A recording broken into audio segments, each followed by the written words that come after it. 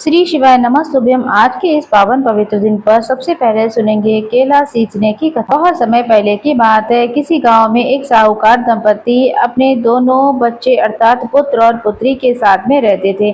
पुत्र का विवाह हो चुका था, लेकिन उनकी बहू के कई वर्षों तक कोई संतान नहीं हुई। इस कारण वह बहुत ज्यादा चिंतित रहते थे। संतान की इच्छा से वह भगवान विष्णु की पूजा करते थे और केले के पेड़ में जल चढ़ाया करती थी। जब बहू केले के पेड़ में जल चढ़ाती तो उसकी ननद भी उसके साथ, जिसका अभी विवाह नहीं हुआ था, वो साथ में जाती थी। भाभी को केले के पेड़ को सींचते हुए देखती, उसकी परिक्रमा करती देखती, तो पूजा करते हुए देखती। तो अब बहुत दिन हो गए केले वृक्ष की पूजा करते हुए, परिक्रमा करते हुए दोनों साथ साथ में प्रभु से प्रार्थना करती, अपनी मनोकामना कहती थी। और भाभी कहती थी, भगवान अगर मुझे बेटा हो जाएगा तो मैं अपनी नंद का विवाह आपके साथ करूंगी। इस तरह से प्रार्थना बहू रोज केले के पेड़ के सामने खड़े होकर करती। एक दिन भगवान ने सोचा कि अब इसकी मनोकामना तो हम पूरी कर देंगे, फिर ये अपनी मन्नत पूरी कैसे करेगी, किस तरीके से अपनी नंद का विवाह मेरे साथ करेगी, मैं ये देखता हूँ। भगवान की इच्छा से बहू की मनोकामना पूरी हो गई। समय के साथ साथ उसकी सुंदर, श्रेष्ठ और अद्भुत पुत्र पैदा हुआ। पुत्र के पैदा होते ही वो अपनी मनोकामना, जो उसने मन्नत मांगी थी, वो भूल गई थी, लेकिन भगवान नहीं भूले। जब उसका बेटा 1.25 महीने का हो गया तो वह उसे पहली बार लेकर जा रही थी। रास्ते में उसने देखा कि केले का पेड़ लगा हुआ है, जिसमें बहू रोज पूजा जाया करती थी, उसमें जल भी सींचती थी और परिक्रमा भी करती थी। जब उसके सामने से वे गुजरी तो बहू को एक आवाज सुनाई दी, अरे तुमने तो कहा था कि तुम्हारा बेटा होगा तो तुम्हारी मन्नत पूरी करोगी, तो तुम अपनी मन्नत है जो उसे पूरा कर दो। अब समय हो गया है, किस स्वरूप में करोगी। इधर उधर देखकर बड़ी आश्चर्यचकित हो गई, समझ में नहीं आया कि कौन बुला रहा है उसे। तभी उसकी निगाह पास में केले के पेड़ के वृक्ष पर गई, जिसकी वह पूजा किया करती थी। उसने देखा केले का पेड़ हिल रहा है, ऐसा लग रहा है कि ये आवाज उसके अंदर से ही आ रही है। बहू डर गई और जल्दी जल्दी वहां से आगे भाग गई। बहू को अपनी कही हुई बातें अब तुरंत याद आ गईं। जब वो मायके पहुंची तब भी उसकी माँ वहां पर नहीं रह रही थी। अब उसे चिंता खाई जा रही थी कि मैंने मन्नत तो मांग ली, लेकिन मैं उसे कैसे पूरा करूंगी। अब मैं अपने नंद का विवाह कैसे केले के पेड़ से करूं और भगवान के साथ अपने नंद का विवाह कैसे कराऊं। इसी चिंता में वह दिन प्रतिदिन सूखती जा रही थी।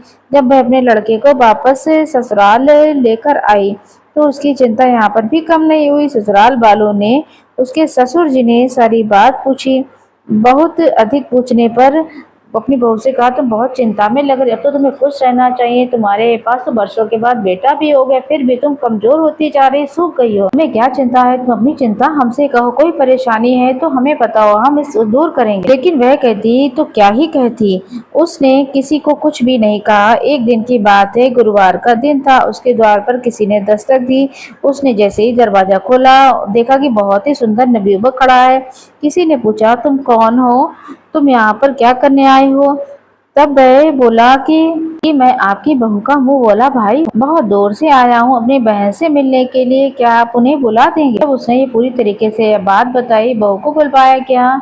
वह कहने लगी, मेरा तो कोई मुंह बोला भाई ही नहीं, तुम कौन हो। उस नवयुवक ने धीरे से कहा कि वह उस केले के पेड़ का व्यक्ति हूँ जिसको तुम पूजित किया करती थी। तुम्हें याद दिलाने आया हूँ कि अभी तक तुमने अपनी मन्नत को पूरा नहीं किया है। तुमने मन्नत मांगी थी और तुम भूल गई। तुमने कहा था कि तुम्हारा बेटा होगा, तुम्हारी नंद के साथ मेरा ब्याह रचाओगी। अब तो बहू के पैरों के तले से मानो जमीन ही खिसक गई थी। वह सोचने लगी, अब मैं क्या करूं, किससे ये बात कहूं। अंदर डर के मारे वह किवाड़ बंद करके बैठ गई। साहूकार ने कहा, चिंता मत कीजिए। कहा कि मेरी बहन शायद मुझे पहचान नहीं रही है, क्योंकि मैं जब बाहर कमाने गया था मेरी बहन उससे बहुत छोटी थी। अब मैं बहुत साल के बाद लौटा हूँ, शायद इसलिए वो मुझे पहचान नहीं पा रही है। साहूकार ने कहा, कोई बात नहीं, तुम बहू के भाई हो, कुछ दिन यहाँ रहो, मैं तुम्हें जान जाएगी और पहचान भी हो जाएगी। ऐसा कहकर साहूकार ने नवयुवक को अपने घर में रख लिया। वह नवयुवक बहुत ही सज्जन प्रकृति का व्यक्ति था और व्यवहार भी बहुत ही शालीन था। घर के सभी लोगों से वह मिलजुल कर रहता था। उसका व्यवहार बहुत ही सबको पसंद आया। साहूकार ने अपनी बेटी के लिए उस नवयुवक को पसंद कर लिया था। अब ये बात सुनकर बहू को बहुत खुशी हुई। उसे लगा कि मानो उसकी परेशानी अब किसी ने चुटकी में ही खत्म कर दी है। अगर उसकी नंद का विवाह उस नवयुवक से हो जाए तो अनजाने में ही उसकी मन्नत पूरी हो जाएगी। अब उसे नवयुवक और उसकी नंद का ब्याह भी हो गया।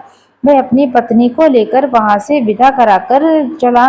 तो थोड़ी देर के बाद जब रक्षाबंधन का त्योहार आया, तब साहूकारनी ने अपने बेटे से कहा कि बेटा, रक्षाबंधन का त्योहार आ रहा है, अपनी पत्नी के साथ अपनी बहन के ससुराल राखी बंधवाने के लिए जा। तब बेटे ने कहा ठीक है। जब उसने आकर के अपनी पत्नी से कही तो वो घबरा गई, भागी भागी केले के पेड़ के पास गई, क्योंकि उसे पता था कि उसका कोई मुंह बोला भाई ही नहीं है।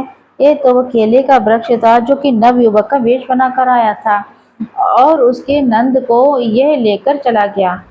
ये केले के पेड़ के पास जाकर वह जोर जोर से रोने लगी, कहने लगी, आपने मेरी नंद से विवाह किया है।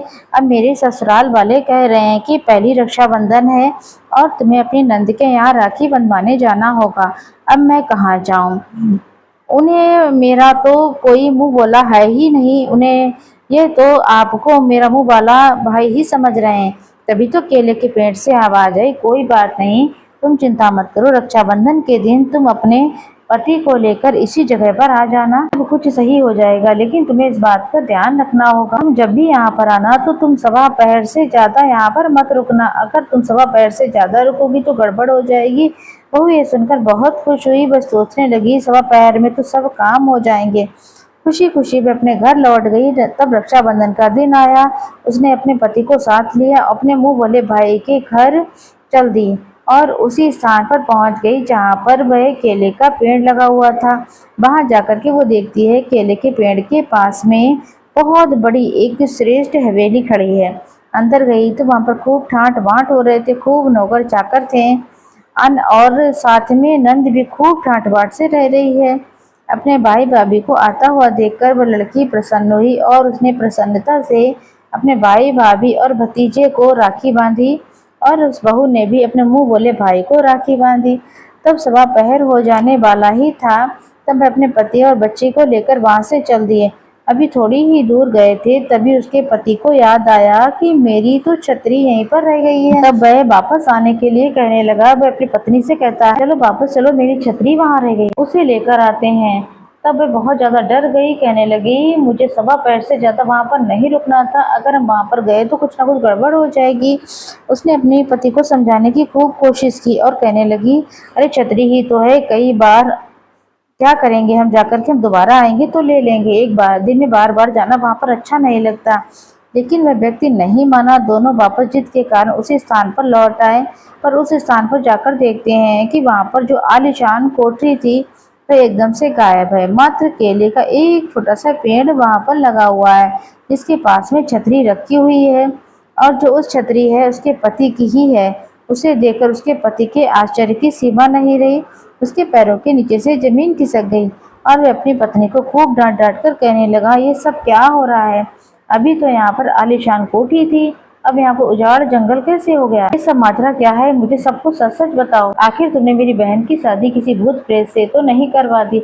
मेरी बहन आखिरकार कहाँ गई है? वह तब वह कहने लगी, ऐसी कोई बात नहीं है, मैंने संतान की कामना के तहत अपनी नंद के साथ में सर्वश्रेष्ठ रूप में जेठ के महीने में आंवला बड़ केले के पेड़ की विधि विधान से पूजन किया था।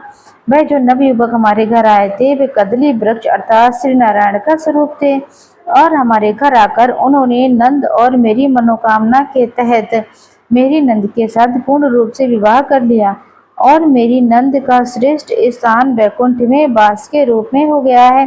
हे श्री कृष्ण भगवान, हे श्री नारायण भगवान, हे कदली वृक्ष में तो इस जेठ के महीने में केले की इस तरीके से पूजन करेगा तो उसके घर में पुत्र, विवाह, नौकरी, रोग, कर्ज, दुख, दरिद्रता का अंत हो जाएगा। धन साथ के साथ धन इत्यादि की जो भी कामना है उन्हें पूर्ण करना, जैसे उस नंद भाभी को सब सुख दिए और नंद का विवाह साक्षात श्री कृष्ण भगवान श्री नारायण भगवान से हुआ।